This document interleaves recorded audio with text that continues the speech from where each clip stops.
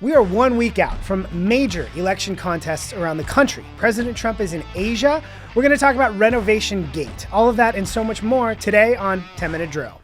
Everybody get up, get up. The story of America is the story of an adventure. I can hear you. The rest of the world hears you. We are a nation under God, and I believe God intended for us to be free.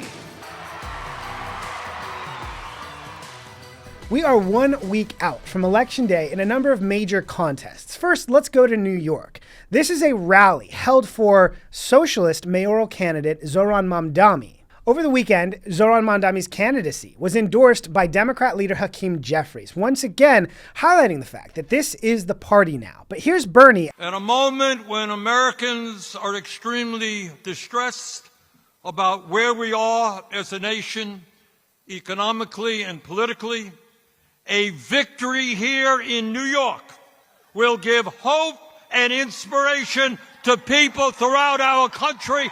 And here is Alexandria Ocasio-Cortez. But we must remember, in a time such as this, we are not the crazy ones, New York City. Because, of course, you know what they say. If you yell, "We are not crazy," loud enough times, it gets very, very convincing for people. But as we said at the beginning of this segment, whether it is rallying alongside Communist Party USA at the No Kings rallies or having major Democrat Party leadership endorse an actual anti-American socialist in Zohran Mamdani, this is the party now. There's no split between the establishment, the base. This is the entire party. But to be fair to the poor people of New York who are about to go through this, they did not really have an alternative. When you look at "I'm not a pervert, I'm just Italian," Andrew Cuomo. The other major contest we're watching, the New Jersey governor's race, where Democrat Mikey Sherrill has been struggling for months to defend herself against a number of very fair attacks, including things about her military record, her term at the Naval Academy, the stock trades where she's made $7 million while serving in the Armed Services Committee, and the fact that utilities have skyrocketed under Democrat leadership in the state, and she's given no real plan to fight against it.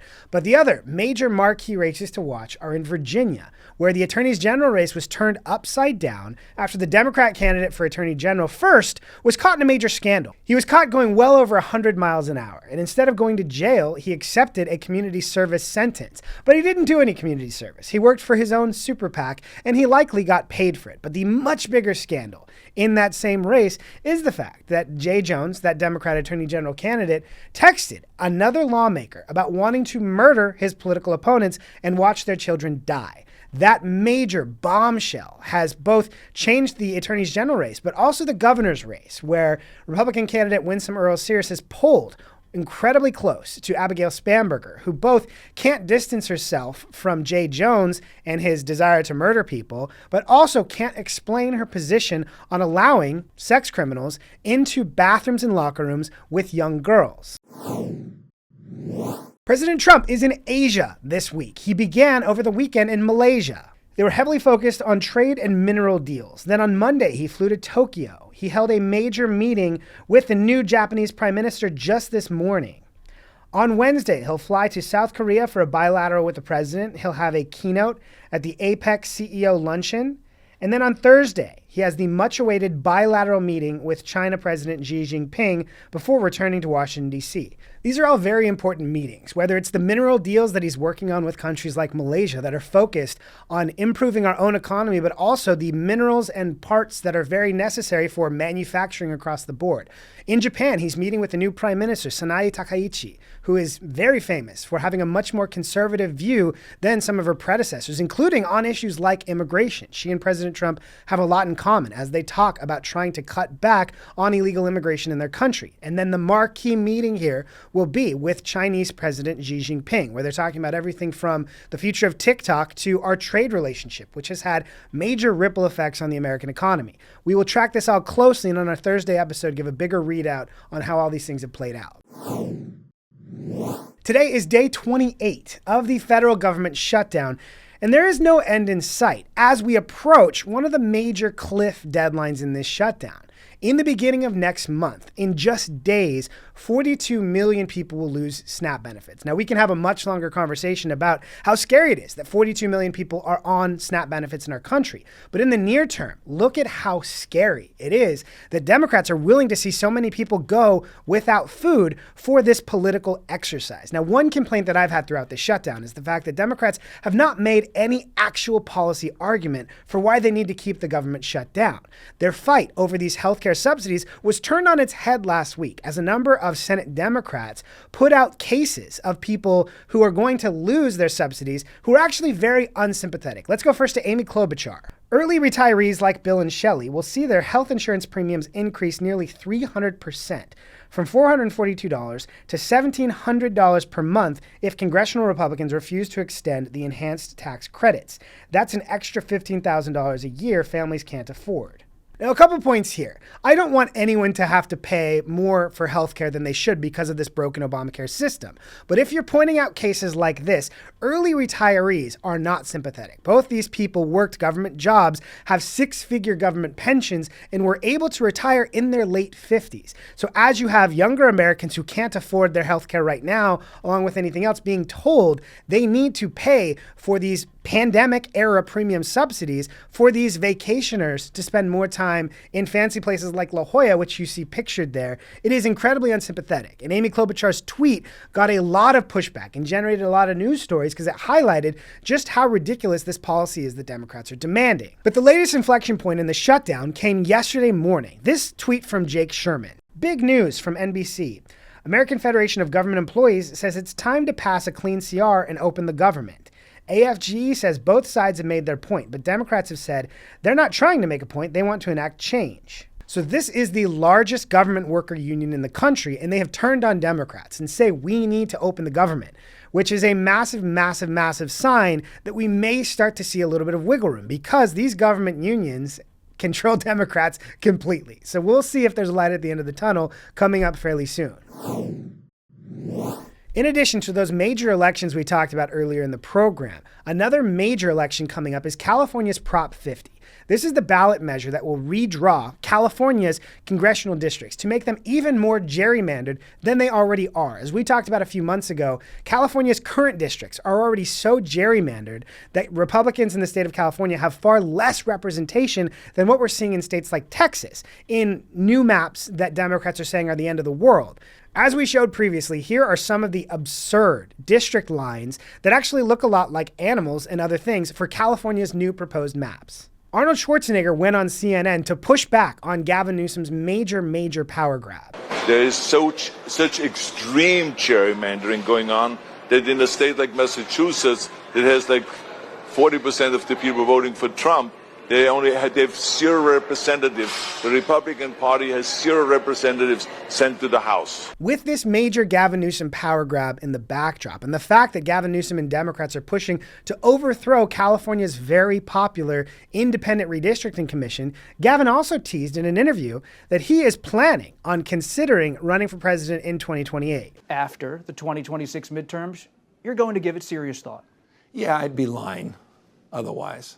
I'd just be lying, and I can't do that. We've all known that Gavin was planning on running for president forever. It's not a surprise. He's already gotten a pretty cold reception to that with people like Joe Rogan saying, how could you possibly run for president after destroying the city of San Francisco, destroying the state of California? We've talked about the amount of businesses that have up and left because of his terrible policies. We talked about his energy policies, driving gas up to $8.50. But as he is running for president, he's pulling what I call a Kamala Harris and trying to reinvent his bio. Here he is in a podcast over the weekend. It was also about paying the bills, man.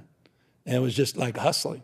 And so I was out there kind of raising myself. Now, as you hear Gavin talk about his tough childhood, it's really important to remember his father was the attorney for the Getty family, and he was a judge. Gavin did not have any kind of rough life at all. He grew up with the classic silver spoon, but as a part of Democrat politics, it's really important to pretend that you are everything you're not.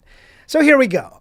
In this podcast, we plan to talk a lot about what we might think would be good slogans for him, what might be good logos. My dream would be the back of a U-Haul truck, because he has the record for people who rented U-Hauls to leave the state of California to go anywhere else in the country. You're likely going to see a lot of pictures of that famous map from San Francisco that shows the locations where homeless people have defecated. But my favorite part of this is going to be the eventual showdown with Kamala Harris, who also has said, just in the last few days, she's not done yet. In your book, I'm not done. That is correct. I am not done. And he's already off to a great start. Here's a tweet of him highlighting the fact that he gave $140 million in tax dollars to bail out Planned Parenthood when they can't rebuild the Pacific Palisades. They haven't laid a single track of high-speed rail after 60 years, and Gavin won't fork up a dime to pay for the incredibly popular Prop 36 that will make crime in California illegal again. And yet $140 million for abortion in the state. It is very difficult for me to believe somebody this radical could be president. He's got the political instincts of Kamala Harris, the charm of Hunter Biden, and the family values of Anthony Weiner. And we are excited to see where all this goes. If you have any good ideas for Gavin Newsom campaign slogans or campaign logos, please leave them in the comments, leave them in the replies, come to our social media and help us out. Because on Thursday, we're going to do a big segment on that. Over the last few weeks, the White House has embarked on a long-planned renovation of the East Wing of the White House. But you would think that Armageddon had come. I think it's fairly grotesque to begin construction, just the optics of beginning construction on a grand ballroom. Since that time, the White House and others have pointed out nearly every president has made some change. President Obama put in a basketball court. President Truman gutted the entire inside and redid it. But looking at some of these reactions, again, you would think that President Trump had desecrated the entire city of Washington, D.C. Here are some of my favorite reactions. This is Tara Setmeyer. It feels almost the same as when I saw the Pentagon damage on 9/11. If you think that adding a ballroom to the White House, which presidents from both parties have said they've wanted for decades, if you think that's the same as 9/11, you're a crazy person. Here's another great reaction. California House candidate Esther Kim Verrett. Not saying Trump is a copy of Hitler, but definitely saying Trump intentionally copies Hitler. In 1938, Hitler built a grandiose reception hall as one of his favorite pet projects. Ah yes, Adolf Hitler, famous interior decorator and renovator and lover of ballrooms. If your knee-jerk reaction to something like President Trump building a ballroom that parties from both sides have wanted for a long time is, that's just like Hitler, you've lost the plot. The problem here is Democrats and President Trump's detractors were okay with Jackie Kennedy doing a lot of revisions to the inside of the White House because they like Jackie Kennedy. They just don't like President Trump. For our You Can't Make It Up segment today, I'm trying to avoid making all of these about Karine Jean-Pierre's book tour, but they keep yielding such phenomenal content. Here she is over the weekend. Karine, do you have any regrets at all for anything that you said while you were speaking on behalf of this administration?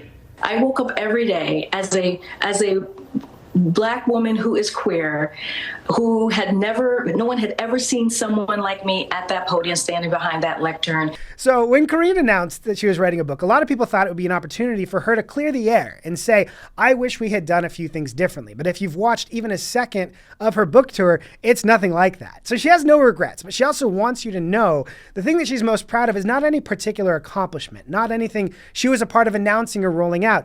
It's the fact that she woke up every day as a Black, queer woman. Do we need to say anything more than that? That is all the time we have for today. Thank you for joining us here on 10 Minute Drill. Please like, subscribe, tell your friends, leave us a review. If you like what you're hearing, tell us about it. If you don't like what you're hearing, tell us about it. Have a good day.